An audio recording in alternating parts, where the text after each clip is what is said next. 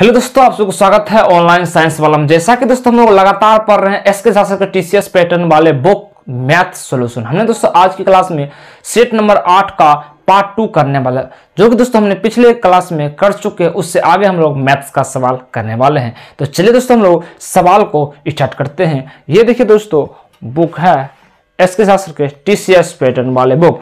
यहाँ पर दोस्तों हम लोग सेट नंबर 8 को निकाल लीजिए और सेट नंबर 8 में दिया गया है सभी लेवल 3 के हर एक सवाल। ऐसे ही सवाल दोस्तों ग्रुप डी के अभी एग्जामों में पूछे जा रहे हैं। चलिए दोस्तों शुरू करते, आप लोग भी बुक निकाल लीजिए और सेट नंबर 8 का 14 नंबर सवाल आपके स्क्रीन पर आ चुका है। यही सवाल का क्वेश्चन है, ठीक है। चलिए दोस्तों इस सवाल का आंसर आप लोग बताइए। 14 नंबर सवाल है। देखिए दोस्तों, ये एक तरह दोस्तों बोर्ड मास यानी सिंप्लीफिकेशन का भी ये सवाल मान सकते हैं।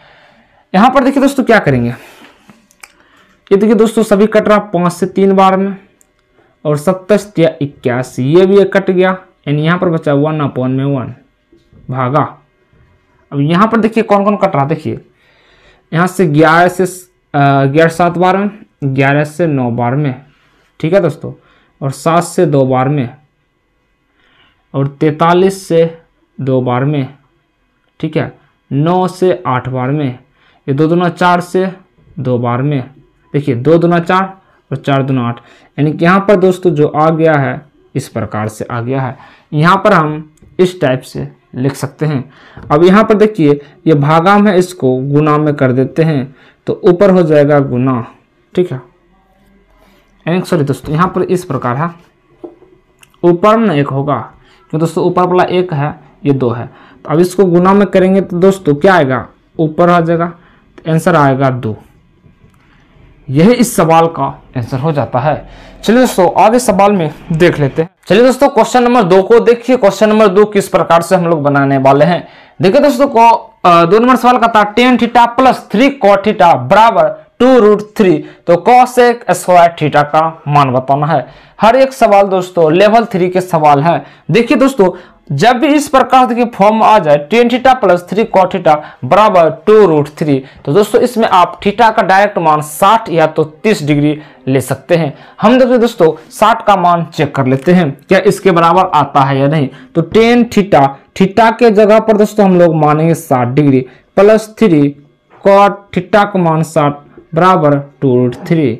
यहाँ पर देखिए तो tan 60 का मान होता है √3 प्लस 3 इंटू cot 60 का मान 1/√3 बराबर 2√3। यहाँ पर देखिए दोस्तों यहाँ पर एकदम बराबर है, यहाँ पर हो गया 2√3 इजिकल टू 2√3। तो यहाँ पर आप cosec स्क्वायर थीटा का मान रख सकते हैं। यहाँ पर भी दोस्तों थीटा का मान रखेंगे 60, तो यहाँ पर cosec स्क्वायर थीटा भी यहाँ दोस्तों क्या रखेंगे हम लोग 60। तो cosec थीटा का जो दोस्तों मान होता है 2√3 का होल स्क्वायर हो जाएगा, क्योंकि होल स्क्वायर है। देखिए cosec 60 का मान होता है 2/√3, यहाँ पर स्क्वायर था, हमने स्क्वायर लगा दिए, तो 2 का स्क्वायर कितना हो जाएगा 4। अब स्क्वायर से रूट कट जाएगा तो 4/3 आपका आंसर सही हो जाएगा। देखिए दोस्तों इस प्रकार से हम ऐसे सवाल बना लेंगे। चलिए तो आगे सवाल को देख लेते हैं। चलिए दोस्तों क्वेश्चन नंबर 3, जिसमें बुक में दिया गया क्वेश्चन नंबर 19 में कहा था एक कक्षा के छात्रों की आयु से संबंधित आंकड़े दिए गए हैं, इन सभी छात्रों को मिलाकर माध्य आयु बताना है। इन दोस्तों माध्य एक प्रकार का एवरेज होता है। तो दोस्तों हम एवरेज के अनुसार या तो माध्य के अनुसार हम बना सकते हैं, क्योंकि दोनों बराबर होते हैं। तो दोस्तों माध्य क्या होगा, तो इन दोनों का गुना हो जाएगा, क्योंकि दोस्तों एवरेज क्या होता है, इन दोनों को गुना करिए पहले, कितना आएगा 8 8 64। ये देखो छात्रों की संख्या, ये छात्रों की आयु है, 6 8 48, 10 7 70, 9 7 63, 7 5 35। सभी को पहले जोड़िए, सभी को जोड़ेंगे, ठीक है ना। हाँ देखिए यहाँ आ जाएगा 8 4 12, 12 3 15, 5 20, 6 4 10, 10 16, 16 3 19, 1 20, 5 25 20, अच्छा 26 2 28, 228 आ गया टोटल। अब यहाँ पर औसत क्या होता है टोटल नंबर ऑफ संख्या बट्टा में जितने संख्या है उससे भाग। देखिए कितने छात्रों की संख्या है, इन सभी को जोड़ना पड़ेगा। तो दोस्तों 10 यहाँ पर देखिए 9 19 1 20 5 25 25 5 30 33 7 40। तो टोटल कितना है 40। अब 40 से भाग दीजिए, कितना आ जाएगा 7। यही इस सवाल का आंसर हो गया। देख लीजिए ऑप्शन नंबर बी आपका सही होता है। दोस्तों माध्य पूछा है तो टोटल छात्रों की संख्या और छात्रों की इन दोनों गुना करेंगे इतना, इन दोनों सभी को हमने जोड़ दिए इतना। और माध्य कितना क्या कहता है, सभी को जोड़िए और जितनी संख्या है ना उनसे भाग दे दीजिए। हमने 280 को 40 से भाग दिए, कितना है आंसर 7। ठीक है, चलिए तो आगे सवाल को देख लेते हैं। ये दोस्तों देख लीजिए क्वेश्चन नंबर 4 को क्या कहता है। दोस्तों ये भी सिंप्लीफिकेशन का ही सवाल है। देखिए इसको हम किस प्रकार कर, पहले दोस्तों इसको हम सॉल्व कर लेते हैं। 15 तिया 45, 9 नमा 81, 3 से 3 बार हम करते हैं 1/3 हो जाएगा। यहाँ पर देखिए अब इसको करते हैं तो 49/6 गुना 7 दूना 14, 14 में 16 घटेगा दोस्तों क्या 2/7। ठीक है, यहाँ से ये बराबर में गुना, इसको काट सकते हैं 5 तिया 15, 8 दूना 16, 8 तिया 24, 3 तिया 9/2। अब तो देखिए कौन कौन कटेगा, 7 से 7 बार में, 2 से 3 बार में, 3 से 3 बार में, ये 3 खत्म तो बचा है 7/2। इसको हम 7.5 लिख सकते हैं। यही इस सवाल का आंसर। देखिए दोस्तों 7/2 मतलब क्या है 7.5। ठीक है दोस्तों 7.5 ऐसे भी लिख सकते हैं, 7.5 इस तरीके से ऑप्शन में दिया गया है। यही इस सवाल का सिर्फ दोस्तों इजीली है, इसको काट दीजिए आंसर आ गया। ठीक है, चलिए आगे सवाल में चलते हैं। तो चलिए दोस्तों आगे सवाल को देख लेते हैं। क्वेश्चन नंबर 22 में दिया गया है ए किसी काम को 45 दिनों में करता है, बी ए की तुलना में 50% अधिक कार्यकुशल है और सी ए की तुलना में 3 गुना तेजी से कार्य करता है। देखिए दोस्तों तो उन्होंने एक साथ कार्य करना शुरू करते हैं, लेकिन कार्य पूरा होने से 7 दिन पहले सी काम छोड़कर चला जाता है। यानी पहले दोस्तों और संपूर्ण कार्य कितने दिनों में, टोटल काम कितने दिनों में होगा। आइए दोस्तों टाइम एंड वर्क का सवाल है, बहुत ही अच्छे सवाल है। ए जब दोस्तों कहता है किसी काम को 45 दिनों में कर देता है, उसी प्रकार बी और सी ले लेते हैं। अब क्वेश्चन में कहा है दोस्तों जो बी है ए से 50% अधिक काम करता है। 50% का मतलब क्या होता है, देखिए 50% का फ्रैक्शन में होगा 1/2। अगर 2 एक काम करता है तो इसका 50% ज्यादा नहीं कि 1 ज्यादा, 2 से कितना हो जाए 3। यानी अगर ए 2 काम करता है तो इससे 50% अधिक कार्यकुशल है बी, तो बी कितना करेगा 3 करेगा। ठीक है दोस्तों, अब क्वेश्चन में कहता है सी जो है ए से 3 गुना है, तो सी ए से 3 गुना यानी कि 6 हो जाएगा, 3 दूना 6। ठीक है दोस्तों, अब यहां पर हम दोस्तों टोटल वर्क मान सकते हैं इस प्रकार, इसको यहां पर लिख लेते हैं। ये इसका 2 है, ये 3, ये 6, ये टोटल वर्क मान लीजिए। पहले दोस्तों 45 है तो हम 90 यहां से मान ले सकते हैं। ठीक है, क्योंकि 45 दूना 90 कट जाएगा, टोटल एफिशिएंसी है। अगर दोस्तों टोटल काम 90 हमने माने हैं, इन तीनों का नहीं दोस्तों, सिर्फ इसका 45 है, यहाँ पर कुछ होगा कुछ होगा, एक्स मान लेते हैं तो मान टोटल काम 90, क्यों 45 कट जाएगा 90।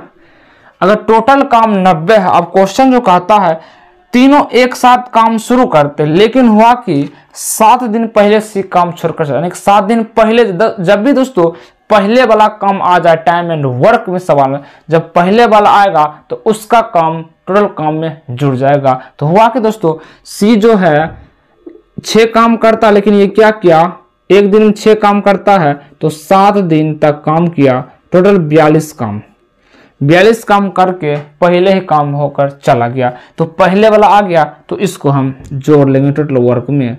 अब कहता है तीनों मिलकर काम कितने दिनों में करेगा, तो 6 3 9 2 11। अब काटिए तो यहां से पहले जोड़ लेते हैं, 2 हो जाएगा और 9 4 13 बट्टा में 11, 11 कम 11, 11 दूना 22, 12 दिन में ये टोटल काम कर देगा। यही इस सवाल का आंसर हो जाता है। देखिए दोस्तों, यहाँ पर सवाल था ABC, बी ने ए से 50% अधिक, तो 2 था, ये 3 हो गया।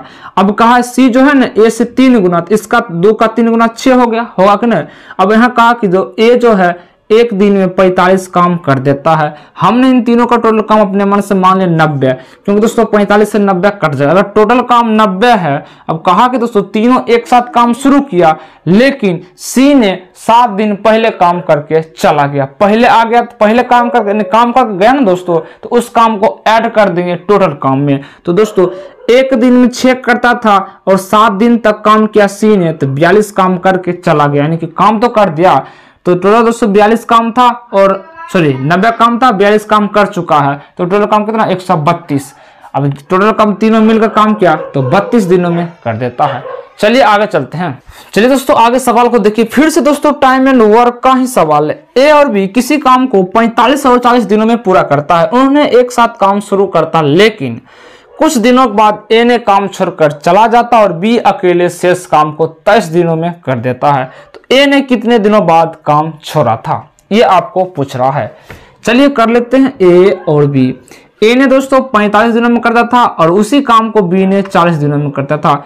इन तीन दोनों का एलसीएम ले लेंगे, टोटल वर्क मान लेंगे, तो 360 हो जाएगा। ये दोस्तों कितना बार में कटेगा, ये 9 बार, ये 8 बार में कट जाएगा, ये 9 बार। यानी देखिए दोस्तों टोटल काम 360 है, ठीक है। ए ने एक दिन में 45, टोटल काम 36 काम को 45 दिनों में करता है, तो एक दिन में 8 काम करे तब दोस्तों 36 हो जाएगा। उसी प्रकार बी ने 9। अब हुआ कि दोस्तों टोटल काम तो 360 ही है। अब हुआ कि दोनों एक साथ शुरू किया, लेकिन बीच में एक साथ दोनों काम शुरू किया है, लेकिन ए ने छोड़ दिया और बी ने शेष काम करते रहा। तो बी ने शेष काम कितने दिनों तक किया, 23 दिनों तक किया। तो 23 दिन तक काम ये तो कर चुका है। तो 9 तिया 27 और 9 दूना 18, 2 20, यानी 207 काम बी ने किया। टोटल का 360 में 207 बी ने कर चुका है। तो बस इसको घटा लीजिए तो कितना आ जाएगा, 207 होगा, 10 में 7 या 3, यहाँ 5, यहाँ पर बचा 153। जब 153 काम बचा, कौन क्या होगा, ए ने तो क्या होगा, क्योंकि बी ने इतना काम कर चुके। एक दिन में 9 करता है, 23 दिन तक काम किया बी, तो 207 कर चुका है। 360 में 260 काम कर चुका बी ने, तो ए का काम आ चुका 153। लेकिन दोस्तों दोनों ने मिलकर काम शुरू किया, तो दोनों मिलकर एक दिनों में कितना काम करता है, 9 8 17 और 17 नमा 153, यानी ए का काम 9 दिन का था। यही इस सवाल का आंसर हो जाता है। तो चलिए आगे सवाल को देख लेते हैं। सवाल जो दिया गया है, एक व्यक्ति अपना माल 30% लाभ पर बेचता है। यदि क्रय मूल्य में 25% की वृद्धि कर दिया जाए तो विक्रय मूल्य में 10% की वृद्धि हो जाती है। तो नया प्रतिशत लाभ बताना है। आइए दोस्तों एक सीपी और एसपी का हम लोग ले लेते हैं। यानी दोस्तों पहले आपके पास 100 रुपया था, इसको कहता है देख लीजिए 30% लाभ पर बेच देता, नहीं 100 का वस्तु था, 30% 130 में आपने बेच दिए हैं। अब क्या क्या कि क्रय मूल्य में 25% बढ़ा दिया, यानी दोस्तों आपके पास 100 रुपया था, अब 25% बढ़ गया है, यानी कि 125 हो गया। और विक्रय मूल्य में 10% बढ़ गया, यानी कि 110 हो गया है। सॉरी, विक्रय मूल्य का 10% पूछा, यानी 130 का 10% बढ़ा है। तो 130 का 10% 110 बटा में 100 आ जाएगा। इससे इसको काट दीजिए तो 13 गुना 11 कितना हो जाएगा, 143। ठीक है दोस्तों, कितना होगा दोस्तों, 143 हो गया है। यानी कि समझिए अगर सीपी 100 था, 30% बढ़ गया तो 130 में बेचा। अब हुआ कि क्रय मूल्य में 25% वृद्धि हुआ, तो 100 था, 25 वृद्धि 125 हो गया। अब विक्रय मूल्य का 10% बढ़ गया, यानी 130 का 10% बढ़ा तो 143 आ गया। अब यहां से यहां तक कितना दोस्तों देखिए अंतर बढ़ गया है, 125 था 43 हो गया, कितना 13 में 5 गया 8, यहाँ कितना बचा 3, 3 में 2 गया 1, 18 बढ़ गया। कितने पर दोस्तों, 125 पर, परसेंट पूछा 100 पर, 25 चौका 100, 25 25 125, 18 25 90 बटा में 5, सॉरी 72 है, 18 चौका 72 बटा में 5, इसको काटिए तो हम दोस्तों ले सकते 14 25 70 और देखिए 5 से हमने 14 25 70 और 5 चौका 20। यही इस सवाल का आंसर हो जाता है। देख लीजिए 14.4, हाँ 4 होगा, 5 चौका 20 होगा दोस्तों, क्योंकि देखिए 14 50 70, यहाँ 2 1 पॉइंट यहाँ 0, तो 5 चौका 20 14.4%। ऑप्शन नंबर बी आपका सही हो जाता है। तो आज की क्लास हम लोग यहीं रखते हैं दोस्तों, नेक्स्ट वीडियो में इससे आगे हम लोग क्वेश्चन करने वाले हैं। तो थैंक यू दोस्तों।